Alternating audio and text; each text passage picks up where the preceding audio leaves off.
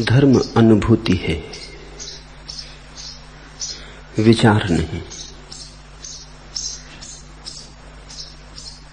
विचार धर्म की छाया भी नहीं बन पाता, और जो विचार में ही उलझ जाते हैं वो धर्म से सदा के लिए दूर रह जाते हैं। विचारक जितना धर्म से दूर होता है उतना कोई और नहीं।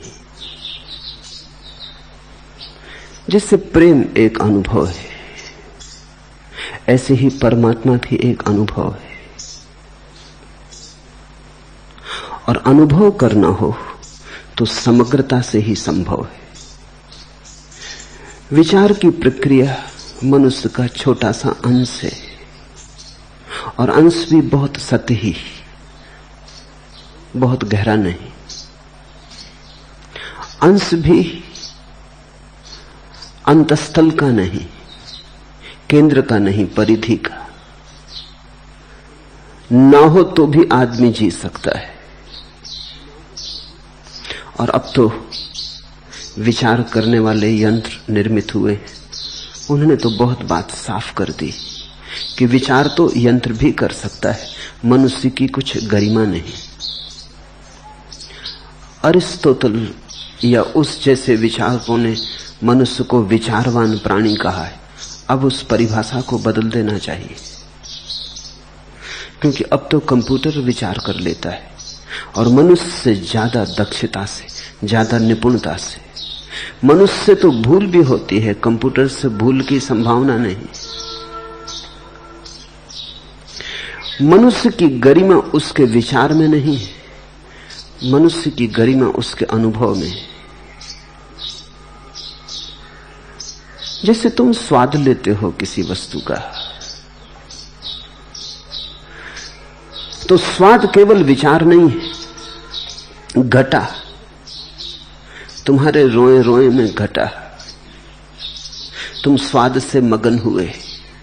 जैसे तुम शराब पी लेते हो तो पीने का परिणाम तुम्हारे विचार में ही नहीं होता, तुम्हारे हाथ पैर भी डमाडोल होने लगते।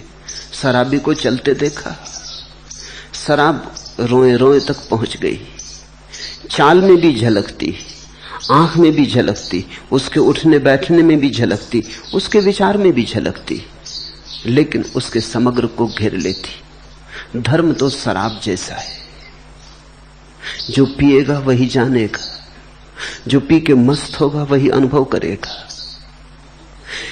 जनक के ये वचन उसी मदिरा के क्षण में कहे गए।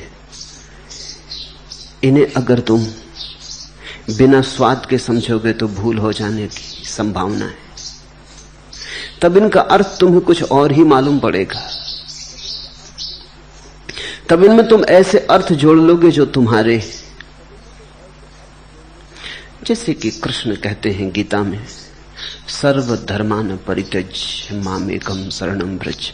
सब छोड़ छाड़ अर्जुन, तू मेरी शरण आ। जब तुम पढ़ोगे तो ऐसा लगेगा ये घोषणा तो बड़े अहंकार की हो गई। सब छोड़ छाड़ मेरी शरण में आ, मेरी शरण में। तो इस मेरे का जो अर्थ तुम करोगे वो तुम्हारा होगा, कृष्ण का नहीं होगा। कृष्ण में तो कोई मैं बचा नहीं। ये तो सिर्फ कहने की बात है, ये तो प्रतीक की बात है। तुमने प्रतीक को बहुत ज्यादा समझ रखा है। तुम्हारी भ्रांति के कारण प्रतीक तुम्हें सत्य हो गया है। कृष्ण के लिए केवल व्यवहारिक है, पारमार्थिक नहीं।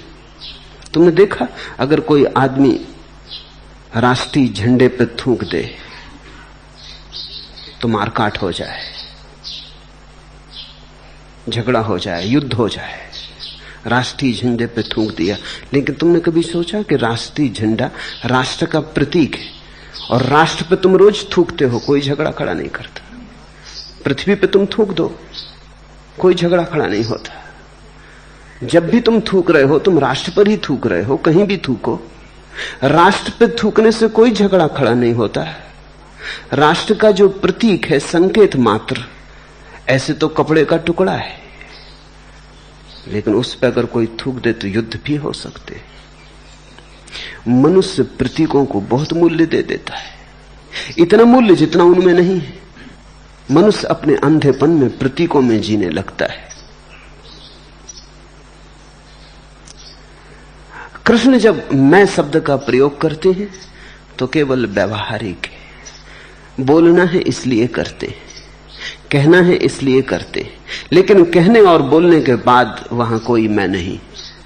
अगर तुम आंख में आंख डाल के कृष्ण की देखोगे तो वहां तुम किसी मैं को न पाओगे। वहां परम सन्नाटा है, शून्य है। वहां मैं विसर्जित हुआ है। इसलिए तो इतनी सरलता से कृष्ण कह पाते कि आ मेरी शरण आ जा। जब वे कहते हैं आप मेरी शरण आ जा, तो हमें लगेगा बड़े अहंकार की घोषणा हो गई, क्योंकि हम मैं का जो अर्थ जानते हैं वही अर्थ तो करेंगे। जनक के ये वचन तो तुम्हें और भी चकित कर देंगे। ऐसे वचन पृथ्वी पर दूसरे हैं ही नहीं। कृष्ण ने तो कम से कम कहा था आ मेरी शरण आ। जनक के ये वचन तो कुछ ऐसे हैं कि तुम भरोसा ना करोगे। इन वचनों में जनक कहते हैं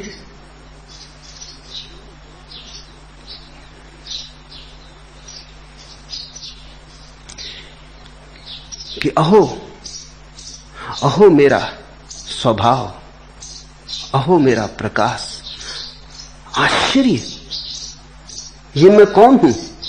मैं अपनी ही शरण जाता हूं, नमस्कार मुझे। ये तुम हैरान हो जाओगे। इन वचनों में जनक अपने को नमस्कार करते हैं, यहां तो दूसरा भी नहीं बचा। बार बार कहते हैं मैं आश्चर्य में हूं, मुझको नमस्कार है। अहो अहम नमो मह्यम विनाशो यश नास्ति में। मैं इतने आश्चर्य से भर गया हूं, मैं स्वयं आश्चर्य हूं। मैं अपने को नमस्कार करता हूं, क्योंकि सभी नष्ट हो जाएगा तब भी मैं बचूंगा। ब्रह्मा से लेकर कण तक सब नष्ट हो जाएगा, फिर भी मैं बचूंगा। मुझे नमस्कार है। मुझ जैसा दक्ष कौन? संसार में हूं और अलिप्त, जल में कमलवत, मुझे नमस्कार है। मनुष्य जाति ने ऐसी उद्घोषणा कभी सुनी नहीं। अपने को ही नमस्कार। तुम कहोगे ये तो अहंकार की हद हो गई, दूसरे से कहते तब भी ठीक था, ये अपने ही पैर छू लेना। ऐसा उल्लेख है रामकृष्ण के जीवन में कि एक चित्रकार ने रामकृष्ण का चित्र उतारा। वो जब चित्र लेके आया तो रामकृष्ण के भक्त बड़े संकोच में पड़ गए, क्योंकि रामकृष्ण उस चित्र को देख देख के उसके चरण छूने लगे। वो उन्हीं का चित्र था। उसे सिर से लगाने लगे। किसी भक्त ने कहा परमहंस देव आप पागल तो नहीं हो गए हैं, ये चित्र आपका है। रामकृष्ण ने कहा खूब याद दिलाई, मुझे तो चित्र समाधि का दिखा। जब मैं समाधि की अवस्था में रहा हूंगा तब उतारा गया होगा। खूब याद दिलाई, अन्यथा लोग मुझे पागल कहते। मैं तो समाधि को नमस्कार करने लगा। ये चित्र समाधि का है, मेरा नहीं। लेकिन जिन्होंने देखा था उन्होंने तो यही समझा होगा ना कि हुआ पागल आदमी। अपने चित्र के पैर छूने लगा, अपने चित्र को सिर से लगाने लगा। और क्या पागलपन होगा? अहंकार की ये तो आखिरी बात हो गई। इसके आगे तो अहंकार का कोई शिखर नहीं हो सकता।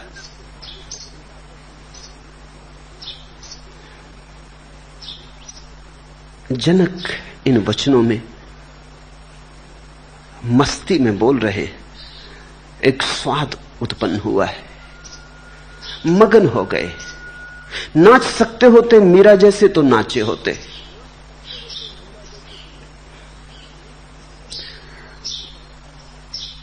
गा सकते होते चैतन्य जैसे तो गाते। बांसुरी बजा सकते कृष्ण जैसी तो बांसुरी बजाते। हर व्यक्ति की अलग अलग संभावना है अभिव्यक्ति की। जनक सम्राट थे, सुसंस्कृत पुरुष थे, सुशिक्षित पुरुष थे, प्रतिभावान थे, नवनीत थे प्रतिभा के। तो उन्होंने जो वचन कहे वो मनुष्य जाति के इतिहास में स्वर्ण अक्षरों में लिखे जाने योग्य। इन वचनों को समझने के लिए तुम अपने अर्थ बीच से हटा देना। करना है हमें कुछ दिन संसार का नजारा, इंसान का जीवन तो दर्शन का झरोखा है। ये अक्ल भी क्या शय है जिसने दिले रंगी को हर काम से रोका है, हर बात पे टोका है। आरास्ता ए मानी तखील है शायर की, लफ्जों में उलझ जाना फन काफिया गो का है। ये अक्ल भी क्या शय है जिसने दिले रंगी को हर काम से रोका है, हर बात पर टोका है। जब भी हृदय में कोई तरंग उठती तो बुद्धि तत्क्षण रोकती है। जब भी कोई भाव गहन होता है बुद्धि तत्क्षण दखलंदाजी करती है। ये अक्ल भी क्या शय है जिसने दिले रंगी को हर काम से रोका है, हर बात पे टोका है। तुम इस अक्ल को थोड़ा किनारे रख देना, थोड़ी देर को ही सही, क्षण भर को ही सही। उन क्षणों में ही बादल हट जाएंगे, सूरज का दर्शन होगा। अगर इस अक्ल को तुम हटा के न रख पाओ तो ये टोकती ही चली जाती है। टोकना इसकी आदत है, टोकना इसका स्वभाव है, दखलंदाजी इसका रस है। और धर्म का संबंध है हृदय से। वो तरंग खराब हो जाएगी, उस तरंग पे बुद्धि का रंग चढ़ जाएगा और बात खो जाएगी। तुम कुछ का कुछ समझ लोगे। आरास्ताए मानी तखील है शायर की। जो वास्तविक कवि है, मनीषी है, ऋषि है, वो तो अर्थ पर ध्यान देता है। आरास्ताए मानी तखील है शायर की, उसकी कल्पना में तो अर्थ के फूल खिलते हैं, अर्थ की सुगंध उठती है। लफ्जों में उलझ जाना फन काफिया गो का है। लेकिन जो तुकबंद है काफिया गो, वो शब्दों में ही उलझ जाता है, वो कवि नहीं। तुकबंद तो शब्दों के साथ शब्दों को मिलाए चला जाता है। तुकबंद को अर्थ का कोई प्रयोजन नहीं होता, शब्द से शब्द मेल खा जाएं बस काफी। बुद्धि तुकबंद है, काफिया गो है। अर्थ का रहस्य, अर्थ का राज तो हृदय में छिपा है। तो बुद्धि को हटा के सुनना, तो ही तुम सुन पाओगे। मैंने सुना है मुल्ला नसरुद्दीन एक कपड़े वाले की दुकान पर गए और एक कपड़े की ओर इशारा करके पूछने लगे, भाई इस कपड़े का क्या भाव है? दुकानदार बोला, मुल्ला 5 रुपए मीटर। मुल्ला ने कहा 4.5 रुपए में देना है। दुकानदार बोला, बड़े मियां 4.5 में तो घर में पड़ता है। तो मुल्ला ने कहा ठीक, फिर ठीक तो ठीक है, घर से ही ले लेंगे।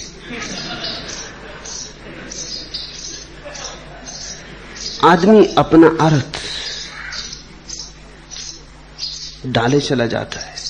एक रोगी ने एक दांत के डॉक्टर से पूछा कि क्या आप बिना कष्ट के दांत निकाल सकते? डॉक्टर ने कहा हमेशा नहीं, अभी कल की ही बात है। एक व्यक्ति का दांत मरोड़ कर निकालते समय मेरी कलाई उतर गई। डॉक्टर का दर्द अपना है, दांत निकलवाने जो आया है उसकी फिक्र दूसरी है, उसका दर्द अपना है। मुल्ला नसरुद्दीन को एक जगह नौकरी पर रखा गया। मालिक ने कहा, जब तुम्हें नौकरी पर रखा गया था तब तुमने कहा था कि तुम कभी थकते नहीं, और अभी अभी तुम मेज पर टांग पसार के सो रहे थे। मुल्ला ने कहा, मालिक मेरे न थकने का यही तो राज है।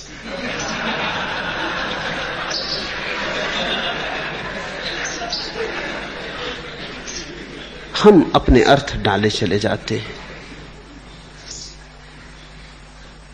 और जब तक हम अपने अर्थ डालने बंद ना करें तब तक शास्त्रों के अर्थ प्रकट नहीं होते। शास्त्र को पढ़ने के लिए एक विशेष कला चाहिए। शास्त्र को पढ़ने के लिए धारणा रहित, धारणा शून्य चित्त चाहिए। शास्त्र को पढ़ने के लिए व्याख्या करने की जल्दी नहीं, श्रवण का, स्वाद का, संतोषपूर्वक, धैर्यपूर्वक आस्वादन करने की क्षमता चाहिए। सुनो इन सूत्रों को। प्रकाश मेरा स्वरूप है, मैं उससे अलग नहीं हूं। जब संसार प्रकाशित होता है तब वह मेरे प्रकाश से ही प्रकाशित होता है। प्रकाशो में निज रूपम नातिरिक्तो अश्यमहम तथा। इस सारा जगत मेरे ही प्रकाश से प्रकाशित है, कहते हैं जनक। निश्चित ही यह प्रकाश मैं का प्रकाश नहीं हो सकता जिसकी जनक बात कर रहे हैं। यह प्रकाश तो मैं शून्यता का ही प्रकाश हो सकता है। इसलिए भाषा पे मत जाना, काफिया गो मत बनना, बुद्धि की दखलंदाजी मत करना। सीधा साधा अर्थ है, इसे इर्छा तिरछा मत कर लेना। प्रकाश मेरा स्वरूप है, कहने को तो ऐसा ही कहना पड़ेगा, क्योंकि भाषा तो अज्ञानियों की है, ज्ञानियों की तो कोई भाषा नहीं। इसलिए कभी अगर दो ज्ञानी मिल जाएं तो चुप रह जाते हैं, बोले भी क्या। न तो भाषा है कुछ, न बोलने को है कुछ, न विषय है बोलने के लिए कुछ, न जिस भाषा में बोल सके वह है। कहते हैं फरीद और कबीर का मिलना हुआ था, 2 दिन चुप बैठे रहे, एक दूसरे का हाथ हाथ में ले लेते, गले भी लग जाते, आंसुओं की धार भी बहती, खूब मगन होकर डोलने भी लगते। शिष्य तो घबरा गए।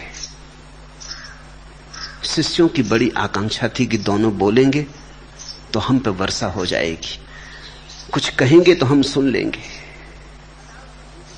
एक शब्द भी पकड़ लेंगे तो सार्थक हो जाएगा जीवन। लेकिन बोले ही नहीं।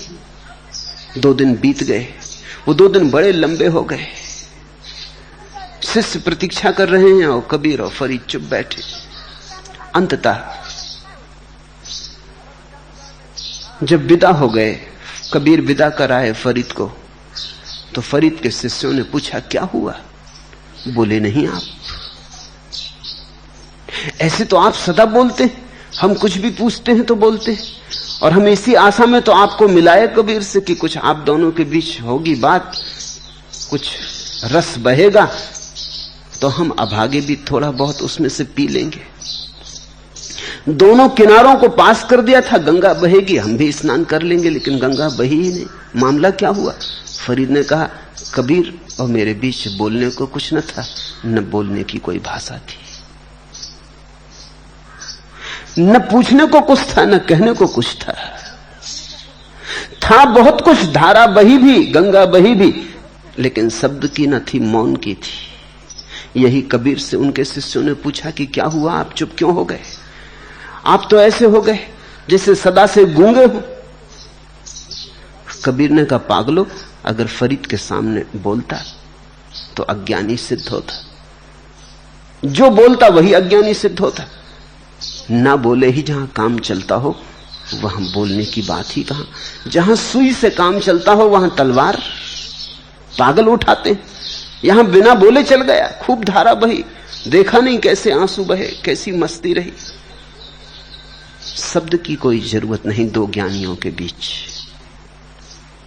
दो अज्ञानियों के बीच शब्द ही शब्द होते हैं, अर्थ बिल्कुल नहीं होता। दो ज्ञानियों के बीच अर्थ ही अर्थ होता है, शब्द बिल्कुल नहीं होते। अज्ञानी और ज्ञानी के बीच शब्द भी होते हैं, अर्थ भी होते हैं। संभाषण के लिए एक ज्ञानी चाहिए, एक अज्ञानी चाहिए। दो अज्ञानी हो तो विवाद होता है, संभाषण तो हो नहीं सकता, संवाद हो नहीं सकता, सिर्फ फुटअव्वल हो सकती है।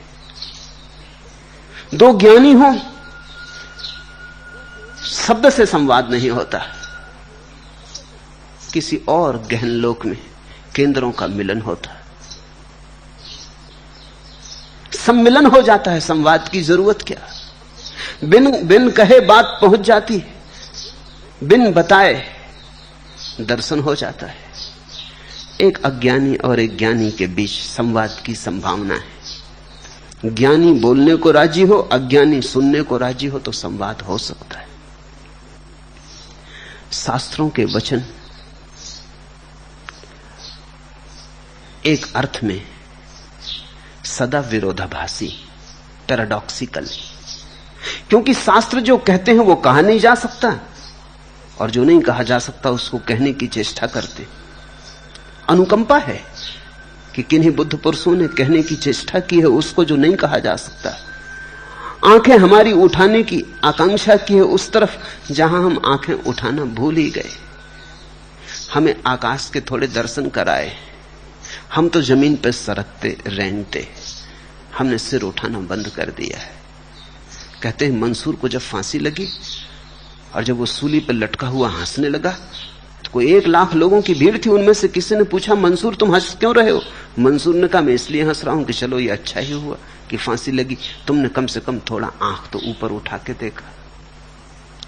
सूली पे लटका था तो लोगों को सिर ऊपर करके देखना पड़ रहा था, तो मंसूर ने कहा तुमने कम से कम चलो इस बहाने से ही थोड़ा आकाश की तरफ तो आंखें उठाएं। इसलिए प्रसन्न हूं कि ये सूली ठीक ही हुई। शायद मुझे देखते देखते तुम्हें वो दिख जाए जो मेरे भीतर छिपा है। शायद इस मृत्यु की घड़ी में, मृत्यु के आघात में तुम्हारे विचार की प्रक्रिया बंद हो जाए और क्षण भर को आकाश खुल जाए और तुम्हें उसके दर्शन हो जाएं जो मैं हूं। प्रकाशो में निजम रूपम, प्रकाश मेरा स्वरूप है। नाति रिक्तो अस्म्यम, तथा मैं उससे अलग नहीं, प्रकाश से अलग नहीं। ये जो प्रकाश का अंतः स्रोत है ये तभी उपलब्ध होता है जब मैं चला जाता है। लेकिन कहो तो कैसे कहो, जब कहना होता है तो मैं को फिर ले आना होता है। जब संसार प्रकाशित होता है तब वह मेरे प्रकाश से ही प्रकाशित होता है। निश्चित ही जनक यहां जनक नाम के व्यक्ति के संबंध में नहीं बोल रहे हैं। व्यक्ति तो खो गया, व्यक्ति की लहर तो गई, ये तो सागर बचा। ये सागर हम सबका है। ये घोषणा जनक की उनके ही संबंध में नहीं, तुम्हारे संबंध में भी है। जो कभी हुए उनके संबंध में, जो कभी होंगे उनके संबंध में। ये समस्त अस्तित्व के संबंध में घोषणा है। तुम जरा मिटना सीखो तो इसका स्वाद लगने लगे, और स्वाद लगेगा तो ऐसी घोषणाएं तुमसे भी उठेंगी। इन्हें रोकना मुश्किल है। मंसूर को पता था कि अगर उसने इस तरह की बात कही, अनल हक अहम ब्रह्मास्मि, कि मैं ही परमात्मा हूं, तो सूली लगेगी। मुसलमानों की भीड़ उसे बर्दाश्त न कर सकेगी, अंधों की भीड़ उसे देख ना पाएगी। फिर भी उसने घोषणा की। उसके मित्रों ने उसे कहा भी कि ऐसी घोषणा ना करो, ऐसी घोषणा खतरनाक होगी। मंसूर भी जानता है कि ऐसी घोषणा खतरनाक हो सकती है, लेकिन यह घोषणा रुक ना सकी। जब फूल खिलता है तो सुगंध बिखरेगी, जब दिया जलेगा तो प्रकाश फैलेगा ही। फिर जो हो। रहीम का एक वचन है, खैर खून खांसी खुशी बैर प्रीत मदपान, रहीमन दाबे ना दबे जानत सकल जहान। कुछ बातें हैं जो दबाए नहीं दबती। साधारण मदिरा पी लो तो कैसे दबाओगे? अक्सर ऐसा होता है, शराब पीने वाला जितना दबाने की कोशिश करता है उतनी प्रकट होता है। ख्याल किया तुमने? शराबी बड़ी चेष्टा करता है कि किसी को पता ना चले, संभल के बोलता है, उसी में पता चलता है, संभल के चलता है, उसी में डमाडोल हो जाता है। होशियारी दिखाना चाहता है कि किसी को पता ना चले। मुल्ला नसरुद्दीन एक रात पी के घर लौटा तो बहुत विचार करके लौटा कि आज पत्नी को पता न चलने देगा, क्या करना चाहिए। सोचा कि चल के कुरान पढ़ूं। कभी सुना कि शराबी और कुरान पढ़ता हो? जब कुरान पढ़ूंगा तो साफ हो जाएगा कि शराब पी के नहीं आया हूं, कहीं शराबियों ने कुरान पढ़े। घर पहुंचा, प्रकाश जला के बैठ गया, कुरान पढ़ने लगा। आखिर पत्नी आई, उसने उसे झकझोरा और कहा कि बंद करो ये बकवास, ये सूटकेस खोले किस लिए बैठे हो? कुरान शराबी खोजे कैसे? वो सूटकेस मिल गया उनको, उसे खोल के पढ़ रहे थे।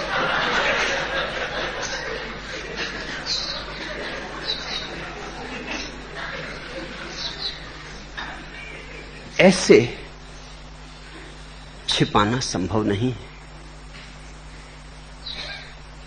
और जब साधारण मदिरा नहीं छिपती तो प्रभु मदिरा कैसे छिपेगी? आंखों से मस्ती झलकने लगती, आंखें मदहोश हो जाती, वचनों में किसी और लोक का रंग छा जाता, वचन सतरंगे हो जाते, वचनों में इंद्रधनुष फैल जाते। साधारण गद्य भी बोलो तो पद्य हो जाता,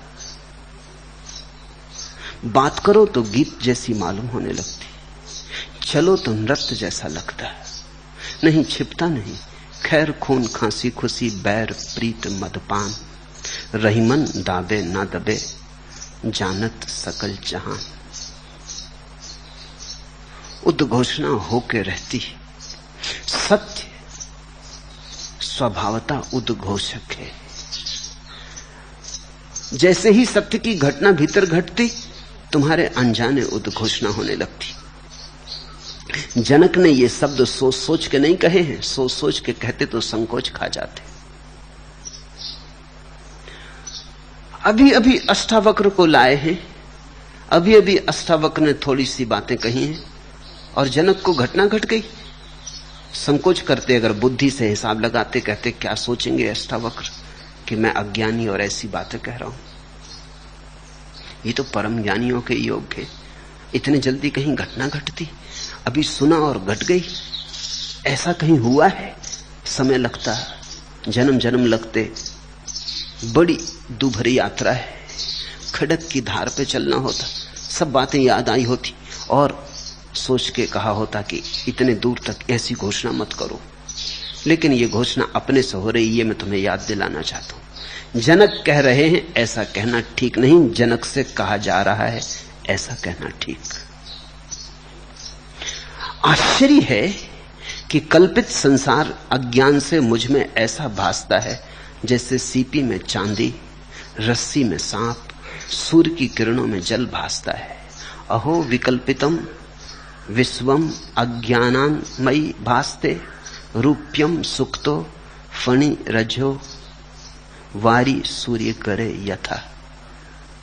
जैसे सीपी में चांदी का भ्रम हो जाता, रस्सी में कभी अंधेरे में सांप की भ्रांति हो जाती, और मरुस्थल में सूर्य की किरणों के कारण कभी कभी मरुद्धान का भ्रम हो जाता, मृग मरीचिका पैदा हो जाती। आश्चर्य, ये घटना इतनी आकस्मिक घटी है, ये घटना इतनी तीव्रता से घटी है, ये जनक का बोध इतना त्वरित हुआ है कि जनक संभल नहीं पाए, आश्चर्य से भरे, जैसे एक छोटा सा बच्चा परियों के लोक में आ गया हो और हर चीज लुभावनी हो और हर चीज भरोसे के बाहर हो। तरतुलियन ने कहा है, जब तक परमात्मा का दर्शन नहीं हुआ तब तक अविश्वास रहता, और जब परमात्मा का दर्शन हो जाता तब भी अविश्वास रहता। उसके शिष्यों ने पूछा, हम समझे नहीं, हमने तो सुना है जब परमात्मा का दर्शन हो जाता तो विश्वास आ जाता। तरतुलियन ने कहा, जब तक दर्शन नहीं हुआ अविश्वास रहता है कि परमात्मा हो कैसे सकता है, असंभव, अनुभव के बिना कैसे विश्वास। और जब परमात्मा का अनुभव होता है तो भरोसा नहीं आता कि इतना आनंद हो सकता है, इतना प्रकाश, इतना अमृत, तब भी असंभव लगता है। जब तक नहीं हुआ तब तक असंभव लगता है, जब हो जाता तब और भी असंभव लगता है। ठीक उसी दशा में है जनक। आश्चर्य, सिर्फ कल्पित है सब कुछ, मैं ही केवल सत्य हूं, साक्षी मात्र सत्य है और सब भासमान और सब माया। मुझसे उत्पन्न हुआ ये संसार मुझ में वैसे ही लय को प्राप्त होगा जैसे मिट्टी में घड़ा, जल में लहर, सोने में आभूषण लय होते। फर्क देख रहे हैं? जनक का मनुष्य रूप खो रहा है परमात्मा रूप प्रकट हो रहा है। स्वामी रामतीर्थ अमेरिका गए, वो मस्त आदमी थे। किसी ने पूछा दुनिया को किसने बनाया? वो मस्ती में होंगे, समाधि का क्षण होगा, कहा मैंने। अमेरिका में ऐसी बात कोई भरोसा नहीं करेगा। चलती है, भारत में चलती है, इस तरह के वक्तव्य भी चल जाते हैं। बड़ी सनसनी फैल गई। लोगों ने पूछा आप होश में तो हैं? चांद तारे आपने बनाए? तो मैंने बनाए, मैंने ही चलाए, तब से चल रहे हैं। इस वक्तव्य को समझना कठिन है, और अगर उनके अमेरिकी श्रोता न समझ सके तो आश्चर्य नहीं करना चाहिए, स्वाभाविक है। यह वक्तव्य राम का नहीं, या अगर है तो असली राम का है, रामतीर्थ का तो नहीं। इस घड़ी में रामतीर्थ लहर की तरह नहीं बोल रहे, सागर की तरह बोल रहे हैं, सनातन शाश्वत की तरह बोल रहे हैं, सामयिक की तरह नहीं बोल रहे, शरीर और मन में सीमित परिभाषित मनुष्य की तरह नहीं बोल रहे, शरीर और मन के पार अपरिभाषित अज्ञेय की भांति बोल रहे हैं। राम से राम ही बोले, रामतीर्थ नहीं। ये उद्घोषणा परमात्मा की है, मगर बड़ा कठिन है, बड़ा मुश्किल है तय करना। फिर राम भारत लौटे तो गंगोत्री की यात्रा पर जाते थे, गंगा में स्नान कर रहे थे, छलांग लगा दी पहाड़ से, लिख गए एक छोटा सा पत्र, रख गए कि अब राम जाता है अपने असली स्वरूप से मिलने,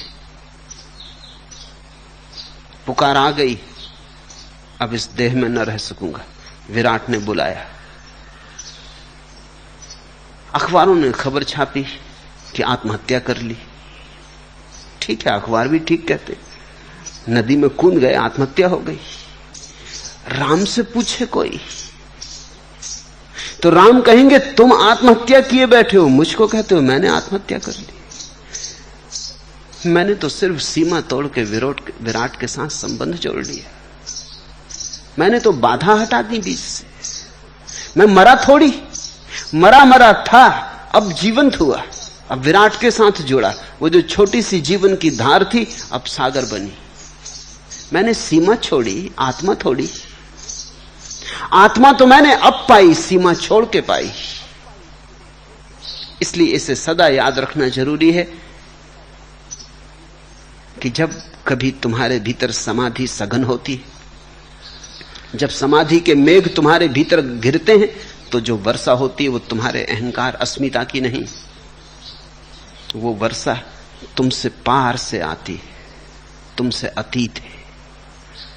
इस घड़ी में जनक का व्यक्तित्व तो जा रहा है, मुझसे उत्पन्न हुआ यह संसार, मुझ में वैसे ही लय को प्राप्त होगा जैसे मिट्टी में घड़ा, जल में लहर, सोने में आभूषण लय होते। न था कुछ तो खुदा था, कुछ न होता तो खुदा होता। डुबोया मुझको होने ने, न होता मैं तो क्या होता। डुबोया मुझको होने ने। हम कहेंगे रामतीर्थ ने आत्महत्या कर ली, रामतीर्थ कहेंगे डुबोया मुझको होने ने। ये तो डूब के गंगा में मैं पहली दफे हुआ, जब तक था तब तक डूबा था। न था कुछ तो खुदा था, कुछ न होता तो खुदा होता। डुबोया मुझको होने ने, न होता मैं तो क्या होता। खुदा होते, परमात्मा होते।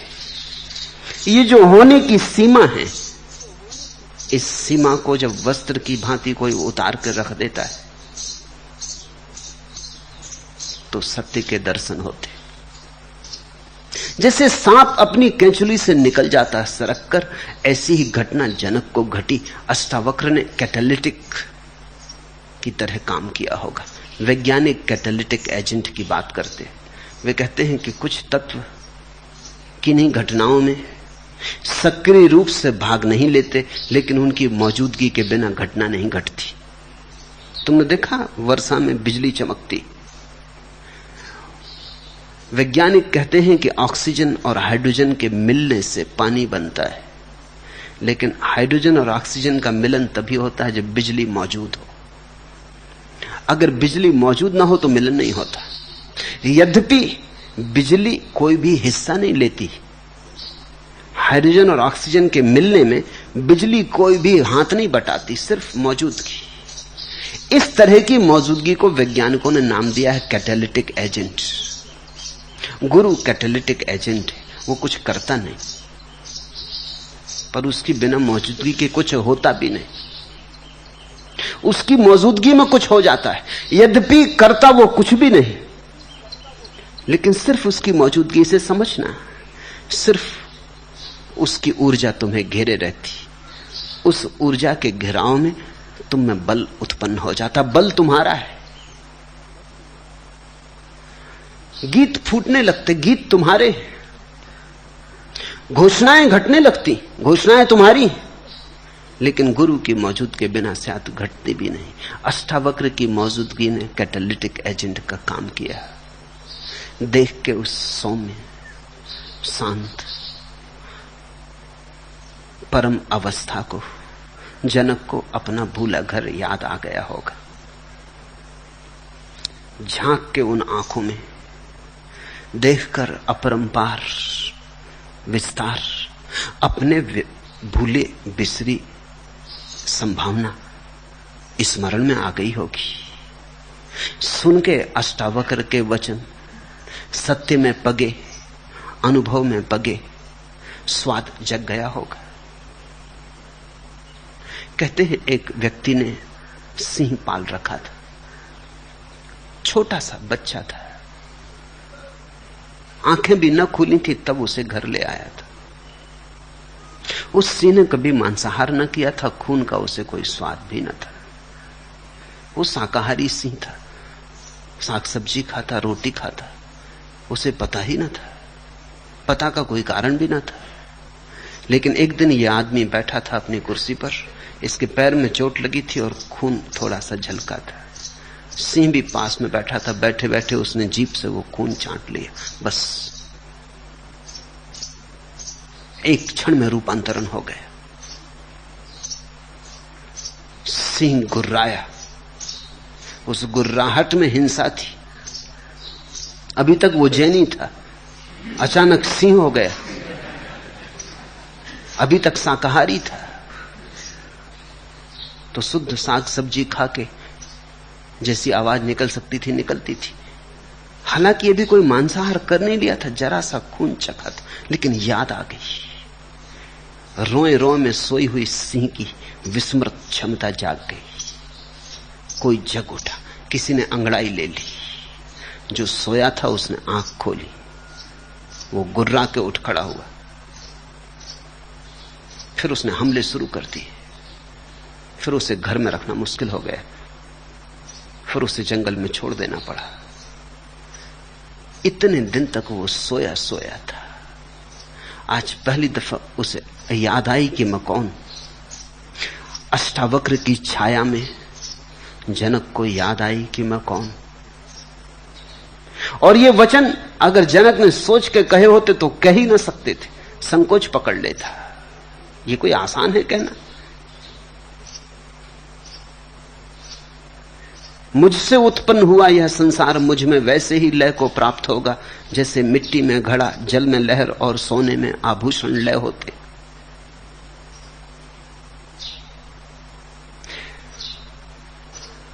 अष्टावक्र की छाया, अष्टावक्र की मौजूदगी जगा गई। सोया था जो जन्मों जन्मों से सिंह गर्जना करने लगा। अपने स्वरूप की याद आ गई, आत्म स्मृति हुई। यही तो सत्संग का अर्थ है। सत्संग को पूरब में बहुत मूल्य दिया गया। पश्चिम की भाषाओं में सत्संग के लिए कोई ठीक ठीक शब्द ही नहीं, क्योंकि सत्संग का कोई मूल्य पश्चिम में समझा नहीं गया। सत्संग का अर्थ इतना ही है, जिसने जान लिया हो उसके पास बैठ के स्वाद संक्रामक हो जाता है। जिसने जान लिया हो उसकी तरंगों में डूब के तुम्हारे भीतर की सोई हुई विस्मत तरंगे सक्रिय होने लगती, कंपन आने लगता है। सत्संग का इतना ही अर्थ है कि जो तुमसे आगे जा चुका हो उसे जाया हुआ देखकर तुम्हारे भीतर चुनौती उठती, तुम्हें भी जाना है, रुकना फिर मुश्किल हो जाता है।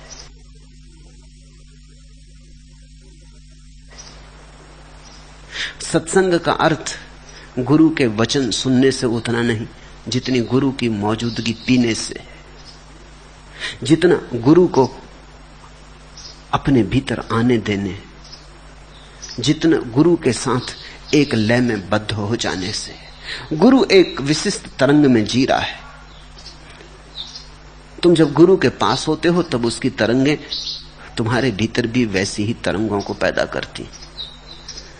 तुम भी थोड़ी देर को ही सही किसी और लोक में प्रवेश कर जाते हो। गेस्टाल्ट बदलता है, तुम्हारे देखने का ढांचा बदलता है। थोड़ी देर को तुम गुरु की आंखों से देखने लगते हो, गुरु के कान से सुनने लगते हो। मैं तुमसे यह कहना चाहता हूं कि जब जनक ने ये वचन बोले तो ये वचन भी अष्टावक्र के ही वचन है। कहते तो हैं जनक उवाच, लेकिन मैं तुम्हें याद दिलाना चाहता हूं यह अष्टावक्र उवाच ही है। वो जो अष्टावक्र ने कहा था और वो जो अष्टावक्र की मौजूदगी थी वही इतनी सघन हो गई है कि जनक तो गए, जनक तो बह गए बाढ़ में, उनका तो कोई पता ठिकाना नहीं है। वो घर तो गिर गया, ये तो कोई और ही बोलने लगा। मुझसे उत्पन्न हुआ यह संसार मुझ में वैसे ही लय को प्राप्त होगा जैसे मिट्टी में घड़ा, जल में लहर, सोने में आभूषण लय होते। मैं वो गुम गुस्ता मुसाफिर हूं कि आप अपनी मंजिल हूं। मुझे हस्ती से क्या हासिल, मैं खुद हस्ती का हासिल हूं। वो गुम गुस्ता मुसाफिर हूं, मैं एक ऐसा भटका यात्री हूं, भूला भटका यात्री बटोही, कि आप अपनी मंजिल हूं, कि मुझे पता नहीं लेकिन हूं मैं अपनी मंजिल। मंजिल कहीं बाहर नहीं। भटका हूं इसलिए कि भीतर झांक कर नहीं देखा है, अन्यथा भटकने का कोई कारण नहीं। भटका हूं इसलिए कि आंख बंद करके नहीं देखा है। भटका हूं इसलिए कि अपने को पहचानने की कोई कोशिश नहीं की और वहां खोज रहा हूं मंजिल जहां मंजिल हो नहीं सकती। वो गुम गुस्ता मुसाफिर हूं कि आप अपनी मंजिल हो। यही तो भटकाव का कारण है कि मंजिल भीतर है, हम बाहर खोज रहे हैं। रोशनी भीतर जल रही है, प्रकाश बाहर पड़ रहा है। बाहर प्रकाश को पड़ते देखकर हम दौड़े जा रहे हैं कि प्रकाश का स्रोत भी बाहर ही होगा। बाहर जो प्रकाश पड़ रहा है वो हमारा है। बाहर से जो गंध आ रही है वो हमारी दी हुई गंध है, वो प्रतिफलन है, प्रतिध्वनि है। हम उस प्रतिध्वनि के पीछे भाग रहे हैं। यूनानी कथा है नार्सिसस की। एक युवक बहुत सुंदर बड़ी मुश्किल में पड़ गया है। वो बैठा है एक झील के किनारे, शांत सुंदर झील, तरंग भी नहीं। उसने अपनी छाया देखी, वो मोहित हो गया अपनी छाया पर। वो अपनी छाया से प्रेम करने लगा। वो इतना पागल हो गया कि वहां से हटे ही ना। उसे भूख प्यास भूल गई। वो मजनू हो गया और अपनी ही छाया को लैला समझ लिया। छाया सुंदर थी। बार बार वो झील में उतरे उसे पकड़ने को, लेकिन जब उतरे तो झील कब जाए, लहरें उठाएं, छाया खो जाए, फिर किनारे पे बैठ जाए। जब झील शांत हो तब फिर दिखाई पड़े। कहते हैं वो पागल हो गया, ऐसे ही वो मर गया। तुमने नार्सिसस नाम का पौधा देखा होगा, पश्चिमी पौधा है, वो नदी के किनारे होता है। नार्सिसस की याद में ही उसको नाम दिया गया। वो नदी के किनारे होता है और झांक के अपनी छाया, अपने फूलों को पानी में देखता रहता है। लेकिन हर आदमी नार्सिसस है। जिसे हम खोज रहे वो भीतर से, जहां हम खोज रहे वहां केवल प्रतिबिंब है, वहां केवल प्रतिध्वनियां हैं। निश्चित ही प्रतिध्वनियों को खोजने का कोई उपाय नहीं जब तक हम मूल स्रोत की तरफ ना आए। वो गुमगस्ता मुसाफिर हूं कि आप अपनी मंजिल हूं। मुझे हस्ती से क्या हासिल, जीवन से मुझे क्या लेना देना है। मैं खुद हस्ती का हासिल हूं, मैं खुद जीवन का निष्कर्ष हूं। जीवन से मुझे कुछ लेना देना नहीं है, जीवन के माध्यम से मुझे कुछ अर्थ नहीं खोजना है। मैं खुद जीवन का अर्थ हूं, मैं खुद जीवन की निष्पत्ति हूं, निष्कर्ष हूं, उसका आखिरी फूल हूं, अंतिम चरण हूं, उच्चतम शिखर हूं। लेकिन जो व्यक्ति जीवन में अर्थ खोज रहा है वो निरंतर अर्थहीनता को अनुभव करता है। यही तो हुआ आधुनिक युग में, अर्थ खो गया है। लोग कहते हैं जीवन में अर्थ कहां। ऐसी दुर्घटना पहले कभी न घटी थी। ऐसा नहीं कि पहले बुद्धिमान आदमी न थे, बहुत बुद्धिमान लोग हुए, उनके साथ तुलना भी करनी कठिन है। बुद्ध भी हुए हैं, जरथुस्त्र भी हुए हैं, लाओत्सु भी हुए हैं, अष्टावक्र भी हुए। बुद्धि के और क्या शिखर हो सकते हैं, इससे बड़ी और क्या मेधा होगी। लेकिन कभी किसी ने नहीं कहा कि जीवन में अर्थ नहीं। आधुनिक युग के जो बुद्धिमान लोग हैं, सात्र हो, कामू हो, काफका हो, वो सब कहते हैं कि जीवन में कोई अर्थ नहीं, अर्थहीन, वितंडा, मूर्ख के द्वारा कही गई कथा, a tale told by an idiot. एक मूर्ख के द्वारा कहा गया अर्थहीन वक्तव्य, अनर्गल प्रलाप, a tale told by an idiot full of fury and nice signifying nothing. नहीं कुछ अर्थ, नहीं कुछ मूल्य, व्यर्थ की बकवास। ऐसा है जीवन। क्या हुआ? जीवन अचानक अर्थहीन क्यों मालूम होने लगा? कहीं ऐसा तो नहीं कि अर्थ हम गलत दिशा में खोज रहे हैं? क्योंकि कृष्ण तो कहते हैं जीवन महासार्थक, क्योंकि कृष्ण तो कहते हैं कि जीवन तो परम अर्थ और विभा से भरा हुआ, और बुद्ध तो कहते हैं परम शांति, परम आनंद जीवन में छिपा है। अष्टावक्र तो कहते हैं जीवन स्वयं परमात्मा। कहीं भूल हो रही, कहीं चूक हो रही, हम कहीं गलत दिशा में खोज रहे हैं। मुझे हस्ती से क्या हासिल, मैं खुद हस्ती का हासिल हूं। जब हम बाहर खोजते हैं जीवन अर्थहीन मालूम होता है, जब हम भीतर खोजते हैं जीवन अर्थपूर्ण मालूम होता है, क्योंकि हम ही जीवन के अर्थ हैं। मैं आश्चर्य में हूं, मुझको नमस्कार है। ब्रह्म से लेकर तृण पर्यंत जगत के नाश होने पर भी मेरा नाश नहीं, मैं नित्य हूं। ऐसा अद्भुत वचन न तो पहले कभी कहा गया, न फिर पीछे कभी कहा गया। इस वचन की अद्भुतता देखते हो? मुझको नमस्कार है। निश्चित ही ये जनक का वक्तव्य नहीं, ये परम घटना घट गई, उस घटना का ही वक्तव्य है। ये समाधिस्थ स्वर है, ये संगीत समाधि का है। अहो अहम नमो मह्यम विनाशो यश नास्ति में। सब मिटेगा, मैं नहीं मिटूंगा। सब जन्मता है, मरता है, मैं न जन्मता हूं न मरता हूं। आश्चर्य मैं हूं, मैं स्वयं आश्चर्य हूं। मुझे मेरा नमस्कार। छोटी सी छोटे तृण से लेके ब्रह्मा तक बनते हैं और मिटते हैं, उनका समय आता और जाता। वे सब समय में घटी हुई घटनाएं हैं, तरंगे हैं। मैं साक्षी हूं, मैं उन्हें बनते और मिटते देखता हूं। वे मेरे ही आंखों के सामने चल रहे अभिनय, खेल और नाटक है। मेरी ही आंखों की प्रकाश में वे प्रकाशित होते और लीन हो जाते।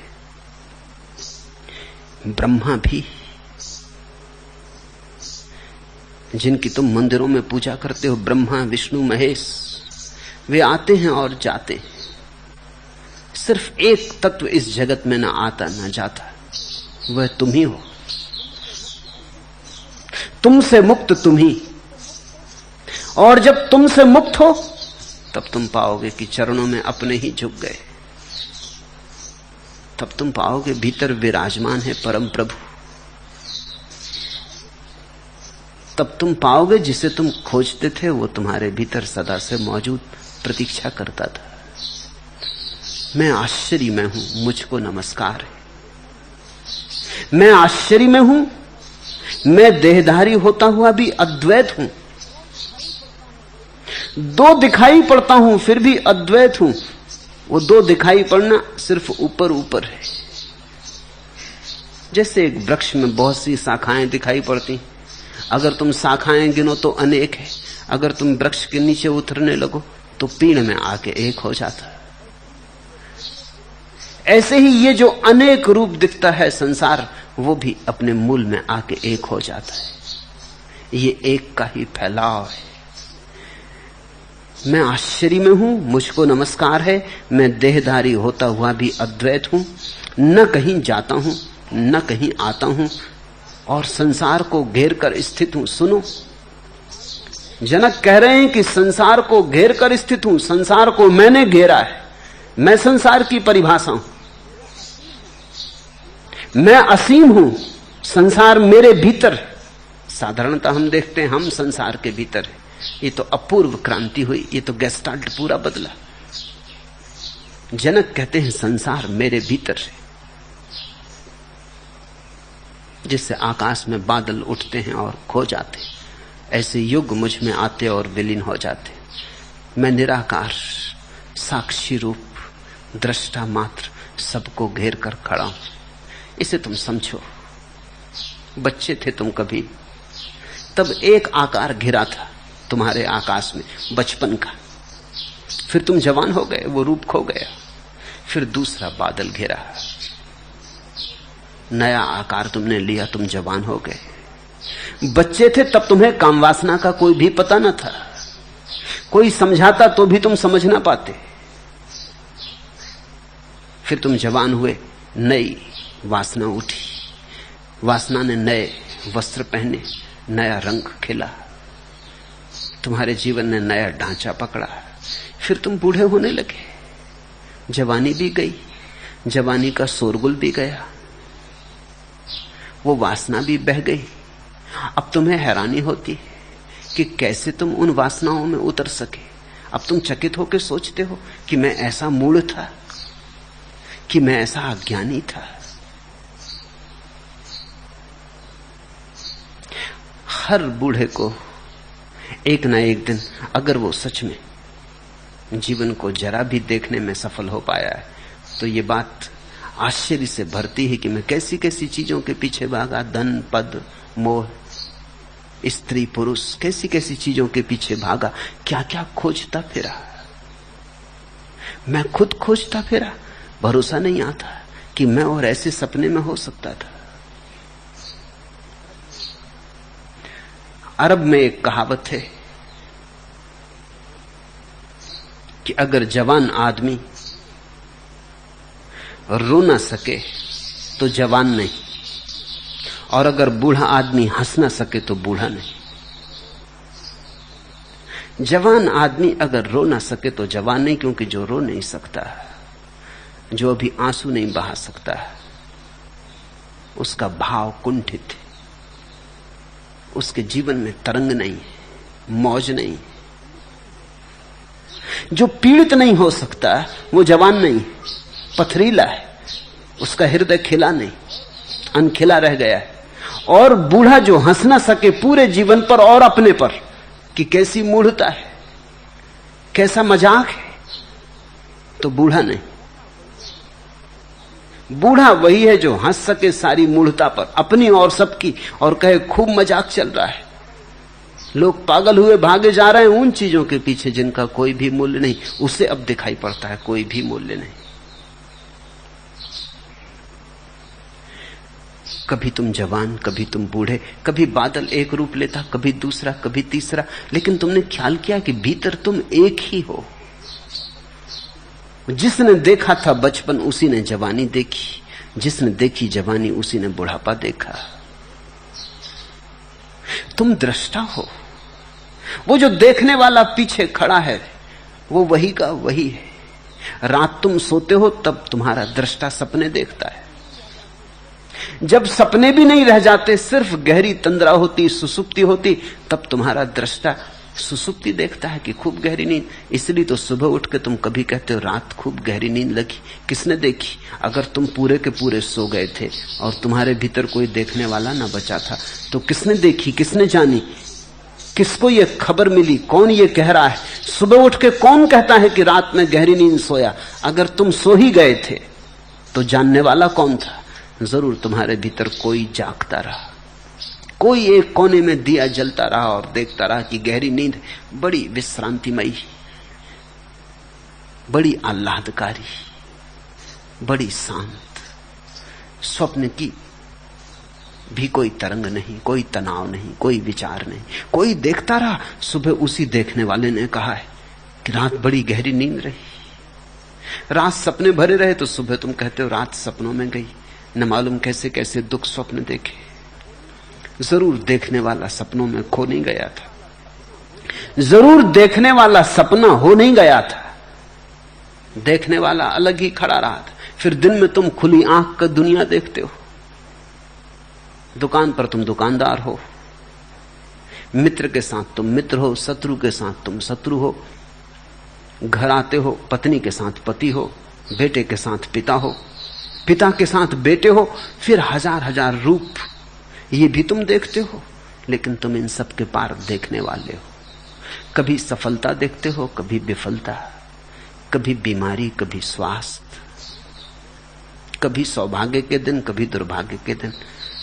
लेकिन एक बात तय है कि ये सब आते और जाते, तुम न आते, तुम न जाते।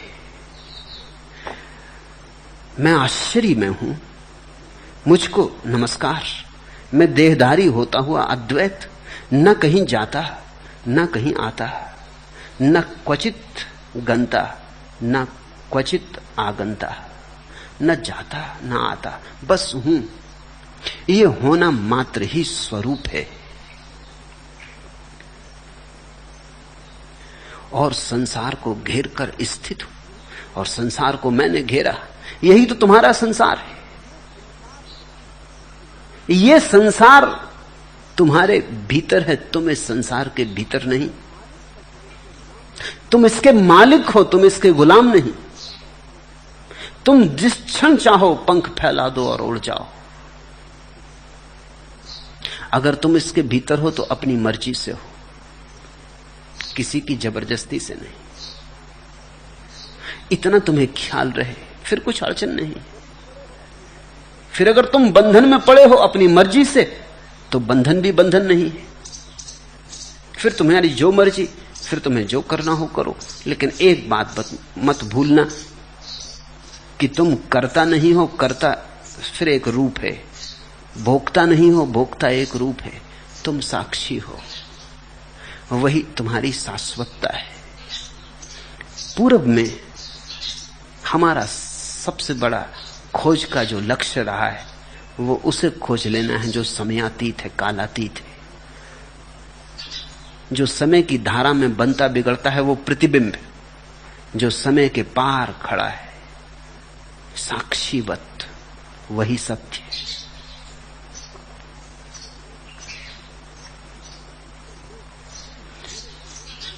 मैं आश्चर्य में हूं, मुझको नमस्कार है, मेरे समान निपुण कोई नहीं। सुनते हो, जनक कहते मेरे समान निपुण कोई भी नहीं, क्योंकि शरीर से स्पर्श किए बिना ही मैं इस विश्व को सदा सदा धारण किए रहा हूं। यही तो कला कुशलता। अहो अहम नमो मह्यम दक्षो नास्ति मत समा। मुझ जैसा कौन दक्ष, मुझ जैसा कौन कुशल। छुआ भी नहीं शरीर को, कभी नहीं छुआ है। छूने का कोई उपाय नहीं, क्योंकि तुम्हारा स्वभाव और शरीर का स्वभाव इतना भिन्न है कि छूना हो नहीं सकता, छूने की घटना घट नहीं सकती। तुम सिर्फ साक्षी हो, तुम सिर्फ देख ही सकते हो। शरीर दृश्य है, वो सिर्फ दिखाई पड़ सकता है। तुम्हारा और शरीर का मिलना हो नहीं सकता। तुम शरीर में खड़े रहो, शरीर तुम में खड़ा रहे, लेकिन अस्पर्शित, जैसे अनंत दूरी पर। दोनों का स्वभाव इतना भिन्न है कि तुम मिला ना सकोगे। तुम दूध में पानी मिला सकते हो, लेकिन पानी को तेल में ना मिला सकोगे। उनका स्वभाव अलग है। दूध में पानी मिल जाता है क्योंकि दूध पहले से पानी है, 90% से भी ज्यादा पानी, इसलिए दूध में पानी मिल जाता है। लेकिन तेल में तुम पानी ना मिला सकोगे, वे मिलेंगे ही नहीं, वे मिल ही नहीं सकते, उनका स्वभाव अलग है। फिर भी ध्यान रखना, शायद वैज्ञानिक कोई विधि निकाल लें तेल और पानी को मिलाने की, क्योंकि कितना ही स्वभाव भिन्न हो, दोनों ही पदार्थ हैं। लेकिन चेतना और जड़ को मिलाने का कोई उपाय नहीं, क्योंकि जड़ पदार्थ है और चेतना पदार्थ नहीं। दृश्य और दृष्टा को मिलाने का कोई उपाय नहीं। दृष्टा दृष्टा रहेगा, दृश्य दृश्य रहेगा। इसलिए जनक कहते हैं कि आश्चर्य से भर गया हूं मैं, आश्चर्य ही हो गया हूं। कैसी मेरी निपुणता कि इतना इतने कर्म किए और फिर भी अलिप्त हूं, इतना इतना भोगा, फिर भी भोग की कोई रेखा भी मुझ पे नहीं पड़ी। जैसे पानी पे तुम लिखते रहो और कुछ लिखा नहीं जाता, ऐसे ही तुम साक्षी के साथ कर्म करते रहो, भोग करते रहो, कुछ लिखा नहीं जाता, सब पानी की लकीरें की भांति मिट जाता है। तुम लिख नहीं पाए और मिट जाता है। मेरे समान निपुण कोई नहीं, क्योंकि शरीर से स्पर्श किए बिना ही मैं इस विश्व को सदा सर्वदा धारण किए हूं। दिल में वो तेरे है मकी, दिल से तेरे अलग नहीं, तुझसे जुदा वो लाख हो, तू ना उसे जुदा समझ। हम लाख समझें अपने को कि शरीर से जुड़े हैं, हम जुड़ नहीं सकते, और हम लाख समझें अपने को कि हम परमात्मा से अलग हैं, हम अलग नहीं हो सकते। और ये दोनों बातें एक साथ समझ में आती, जब भी समझ में आती। जब तक तुम सोचते हो कि तुम शरीर से जुड़ सकते हो, तब तक इसका एक दूसरा पहलू भी है कि तुम सोचोगे तुम परमात्मा से टूट गए। जिस दिन तुम जानोगे परमात्मा से जुड़े हो, उस दिन तुम जानोगे अरे आश्चर्यों का आश्चर्य कि मैं शरीर से कभी भी जुड़ा न था। दिल में वो तेरे है मकी, दिल से तेरे अलग नहीं, वो परम सत्य तेरे दिल में बसा है। दिल में वो तेरे है मकी, उसने वही मकान बनाया है। दिल से तेरे अलग नहीं, तुझसे जुदा वो लाख हो, तू ना उसे जुदा समझ।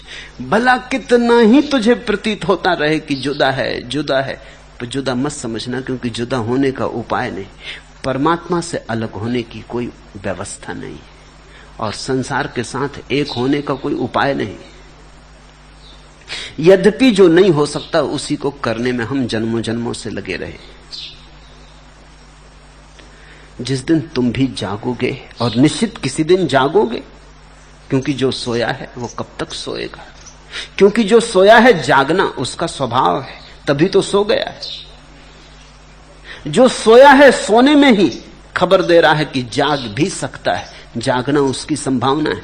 जो जाग नहीं सकता वो सोएगा कैसे? जो जाग सकता है वही सो सकता है। किसी न किसी दिन तुम जागोगे, जब जागोगे तब तुम्हें भी लगेगा मेरे समान निपुण कोई भी नहीं। शरीर से स्पर्श किए बिना मैं इस विश्व को सदा सदा धारण किए हूं, और मैं ही इस विश्व को धारण किए हूं, कोई और इसे नहीं संभाले, छुआ भी नहीं है इसे और मैं संभाले हूं। ज़ैन फकीर कहते हैं कि गुजरना नदी से, लेकिन ध्यान रखना जल पानी को छूने न पाए। वो इसी बात की खबर दे रहे हैं कि अगर तुम्हें समझ आ जाए साक्षी की तो तुम गुजर जाओगे नदी से। पानी शरीर को छुएगा, तुम्हें नहीं छू सकेगा, तुम साक्षी ही बने रहोगे। इस संसार में साक्षी बनना सीखो, थोड़ा थोड़ा कोशिश करो। राह पे चलते कभी इस भांति चलो कि तुम नहीं चल रहे, सिर्फ शरीर चल रहा है। तुम तो वही हो, न क्वचित गंता न क्वचित आगंता, न कभी जाता कहीं न कभी आता कहीं। राह पर अपने को चलता हुआ देखो और तुम दृष्टा बनो। भोजन की टेबल पर भोजन करते हुए देखो अपने को कि शरीर भोजन कर रहा है, हाथ को और बनाता, मुंह तक लाता, तुम चुपचाप खड़े खड़े देखते रहो। प्रेम करते हुए देखो अपने को, क्रोध करते हुए देखो अपने को, सुख में देखो, दुख में देखो। धीरे धीरे साक्षी को संभालते जाओ। एक दिन तुम्हारे भीतर भी उद्घोष होगा, परम वर्षा होगी, अमृत झरेगा। तुम्हारा हक है, स्वरूप सिद्ध अधिकार है। तुम जिस दिन चाहो उस दिन उसकी घोषणा कर सकते हो। मैं आश्चर्य में हूं, मुझको नमस्कार है, मेरा कुछ भी नहीं है अथवा मेरा सब कुछ है, जो वाणी और मन का विषय। कहते जनक कि एक अर्थ में मेरा कुछ भी नहीं है, क्योंकि मैं ही नहीं हूं। मैं ही नहीं बचा तो मेरा कैसा। तो एक अर्थ में मेरा कुछ भी नहीं और एक अर्थ में सभी कुछ मेरा है, क्योंकि जैसे ही मैं नहीं बचा परमात्मा बचता है और उसी का सब कुछ है। ये विरोधाभासी घटना घटती है जब तुम्हें लगता है मेरा कुछ भी नहीं और सब कुछ मेरा है। अहो अहम नमो मह्यम यस्य में नास्ति किंचन अथवा यस्य में सर्वम यत वांग मनस गोचरम। जो भी दिखाई पड़ता है आंख से, इंद्रियों से अनुभव में आता है, कुछ भी मेरा नहीं है क्योंकि मैं दृष्टा हूं। लेकिन जैसे ही मैं दृष्टा हुआ वैसे ही पता चलता है सभी कुछ मेरा है, क्योंकि मैं सारे अस्तित्व का केंद्र हूं। दृष्टा तुम्हारा व्यक्तिगत रूप नहीं है, दृष्टा तुम्हारा समष्टिगत रूप है। भोक्ता की तरह हम अलग अलग हैं, कर्ता की तरह हम अलग अलग हैं, दृष्टा की तरह हम सब एक हैं। मेरा दृष्टा और तुम्हारा दृष्टा अलग अलग नहीं, मेरा दृष्टा और तुम्हारा दृष्टा एक ही है। तुम्हारा दृष्टा और अष्टावक्र का दृष्टा अलग अलग नहीं, तुम्हारा और अष्टावक्र का दृष्टा एक ही है। तुम्हारा दृष्टा और बुद्ध का दृष्टा अलग अलग नहीं। तो जिस दिन तुम दृष्टा बने उस दिन तुम बुद्ध बने, अष्टावक्र बने, कृष्ण बने, सब बने। जिस दिन तुम दृष्टा बने उस दिन तुम विश्व का केंद्र बने। इधर मिटे उधर पूरे हुए। खोया ये छोटा सा मैं, ये बूंद छोटी सी, और पाया सागर अनंत का।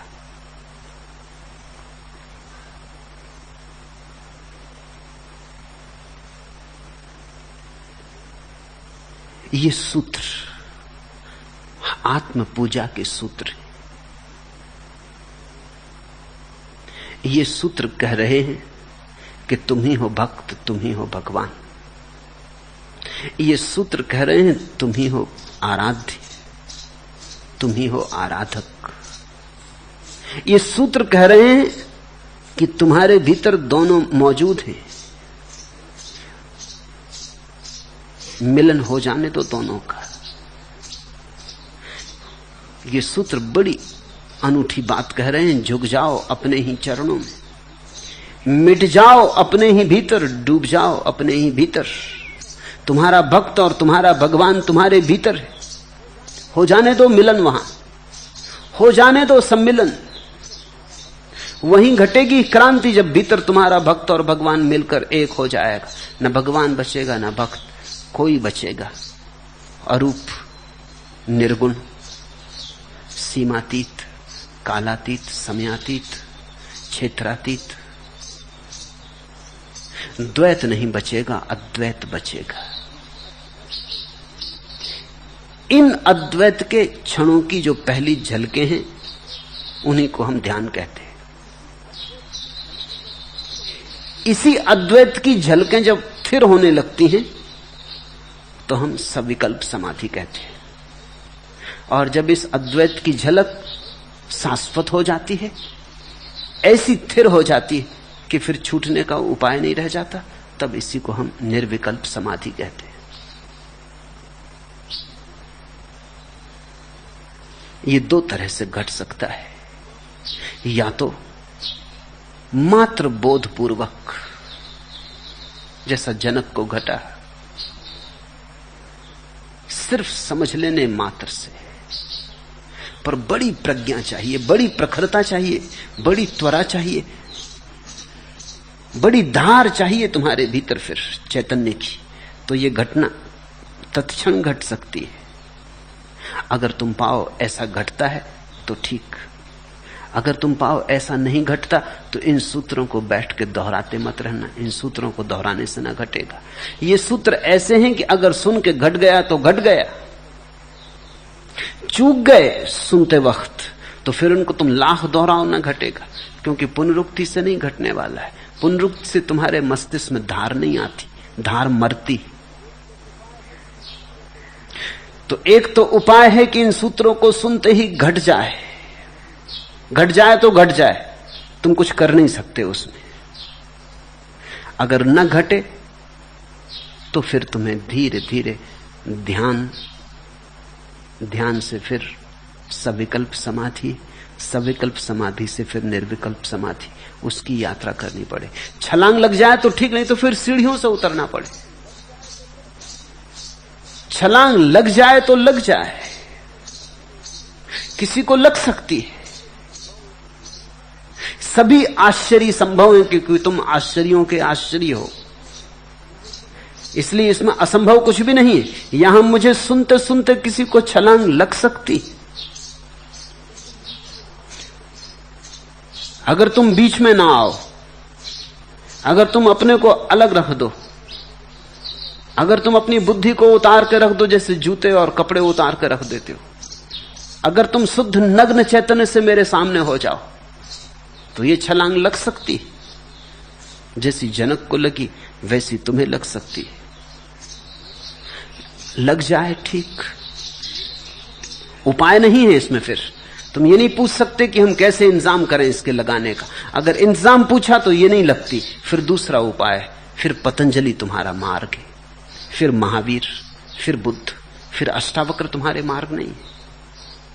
इसलिए तो अष्टावक्र की गीता अंधेरे में पड़ी रही है।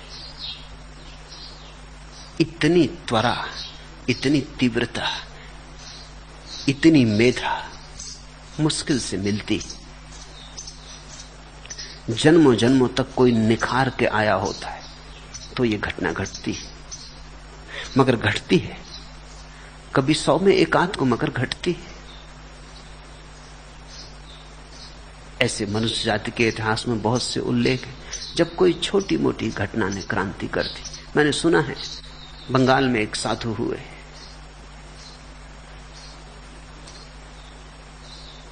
अदालत में क्लर्क थे, हेड क्लर्क थे, रिटायर हो गए। राजा बाबू नाम था, बंगाली थे सो बाबू। 60 के ऊपर उम्र हो गई थी। एक दिन सुबह घूमने निकले थे, ब्रह्म मुहूर्त, सूरज अभी उगा नहीं। कोई स्त्री अपने घर में, दरवाजा बंद है, किसी को जगाती थी, होगा उसका बेटा, होगा उसका देवर, किसी को जगाती थी, कहती थी राजा बाबू उठो, बहुत देर हो गई। राजा बाबू बाहर से निकल रहे थे, अपनी छड़ी लिए सुबह घूमने निकले थे। अचानक सुबह उस ब्रह्म मुहूर्त के क्षण में सूरज अभी उगने को है, आकाश पर लाली फैली, पक्षी गीत गुनगुनाने लगे, सारी प्रकृति जागरण से भरी। घट गई बात। स्त्री तो किसी और को जगाती थी, इन राजा बाबू से तो कुछ कहा ही न था। उसे तो पता भी न था कि राजा बाबू बाहर से निकल रहे हैं, ये तो अपने घूमने निकले थे। वो किसी को भीतर कहती थी कि राजा बाबू उठो, सुबह हो गई, बहुत देर हो गई, अब उठो भी, कब तक सोए रहोगे। सुनाई पड़ा, घट गई घटना, घर नहीं लौटे, चलते ही गए, जंगल पहुंच गए। घर के लोगों को पता चला,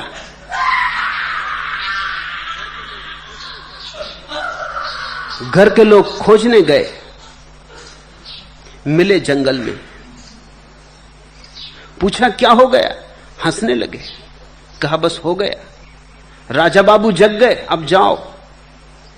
उन्होंने कहा क्या मतलब, क्या कहते हैं आप? उन्होंने कहा अब कहने सुनने को कुछ भी नहीं, बहुत देर वैसे ही हो गई थी, बात समझ में आ गई। सुबह का वक्त था, सारी प्रकृति जाग रही थी, उसी जागरण में मैं भी जाग गया। कोई स्त्री कहती थी उठो, बहुत देर हो गई, पड़ गई चोट। अब स्त्री तो अष्टावक्र भी न थी, खुद भी जागी न थी। तो कभी कभी ऐसा भी हुआ है, अगर तुम्हारी मेधा प्रगाढ़ हो, तुम्हारा फल पक गया हो, तो हवा का झोंका, या न चले हवा तो भी कभी पका फल बिना झोंके के भी गिर जाता है। हो जाए तो हो जाए, लेकिन अगर न हो तो निराश मत हो जाना, उदास मत हो जाना। अगर आकस्मिक न हो तो क्रमिक हो सकता है। आकस्मिक कभी कभी होता है, अपवाद स्वरूप है, इसलिए अष्टावक्र की गीता अपवाद स्वरूप है। इसमें कोई विधि नहीं है, कोई मार्ग नहीं है।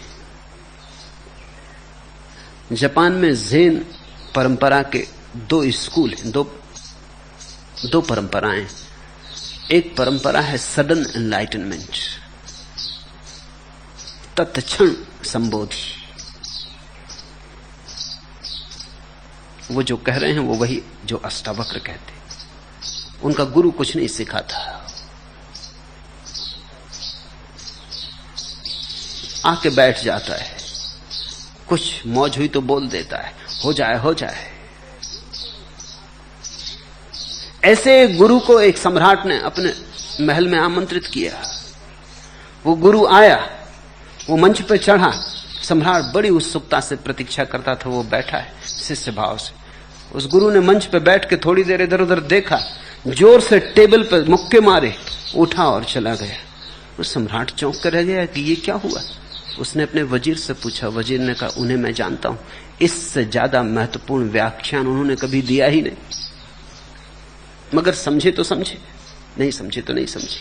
सम्राट ने कहा ये व्याख्यान, ये टेबल पे 3 दफा घूंसे मारना और चले जाना, बस हो गई बात। उस वजीर ने कहा कि वो जगाने की कोशिश करके जाग चले गए, जगो तो जग जाओ, राजा बाबू उठो, सुबह हो गई। वो अलार्म बजा के चल दी।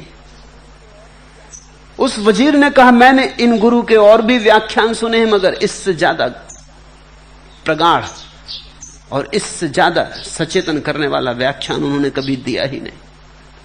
मगर आप चिंतित ना हो, क्योंकि मैंने बहुत सुने, मैं भी अभी जागा नहीं, आपने तो पहले व्याख्यान सुना है, सुनते रहे, हो जाए शायद। ये आकस्मिक घटना है, इसमें कार्य कारण का कोई संबंध नहीं, अभूतपूर्व, जिससे तुम्हारे अतीत का कोई लेना देना नहीं। हो जाए तो हो जाए। ये कोई वैज्ञानिक घटना नहीं है कि 100 डिग्री तक पानी गर्म करेंगे तो भाप बनेगा। ये मामला कुछ ऐसा है कि कभी बिना गर्म किए भाप बन जाता। इसका वैज्ञानिक कोई व्याख्या नहीं है, अष्टावक्र विज्ञान के बाहर है। अगर तुम्हारी बुद्धि वैज्ञानिक हो और तुम कहो ऐसे कैसे होगा, कुछ करेंगे तब होगा, तो फिर तुम वैज्ञानिक बुद्धि से चलो। फिर तुम बुद्ध को पूछो तो अष्टांगिक योग है, फिर तुम पतंजलि को पूछो तो उनका भी योग है, फिर प्रक्रियाएं। ये योग नहीं, ये सांख्य का शुद्ध वक्तव्य है। इसलिए अष्टावक्र बहुतों को जगा सके होंगे ऐसा भी नहीं, कोई एक आध जनक जग गया होगा, बस जनक जग गया ये भी बहुत है, जरूरी ना था। और तो कुछ खबर भी नहीं कि अष्टावक्र से कोई और भी जगा। बुद्ध ने बहुतों को जगाया, पतंजलि अब भी जगाए चले जाते हैं। अष्टावक्र ने तो केवल एक व्यक्ति को जगाया, वो भी अष्टावक्र ने जगाया कहना कठिन है। जनक जागने की क्षमता में थे, अष्टावक्र तो केवल निमित्त बन गए, कारण नहीं निमित्त। तो जो सडन एनलाइटनमेंट, तत्क्षण बोधि संबोधि के उपाय हैं, उनमें तो गुरु केवल निमित्त है। वो कोशिश करेगा, हो जाए हो जाए, कोई विज्ञान नहीं। न हो तो निराश मत होना, तुम्हें हो ही जाएगा ऐसा गुरु मान के भी नहीं चलता है। किसी को हो जाएगा, जिनको न हो जाएगा उनमें कम से कम होने की प्यास जगेगी, वो विधि की तलाश करेंगे, उन्हें विधि से होगा। नियम तो विधि से ही होने का है, बिना विधि के होना तो अपवाद स्वरूप है, वो नियम के बाहर है। तो यहां सुनना ध्यानपूर्वक, हो जाए शुभ, न हो जाए तो निराश मत होना। हरि ओम तत्सत। आज इतना है।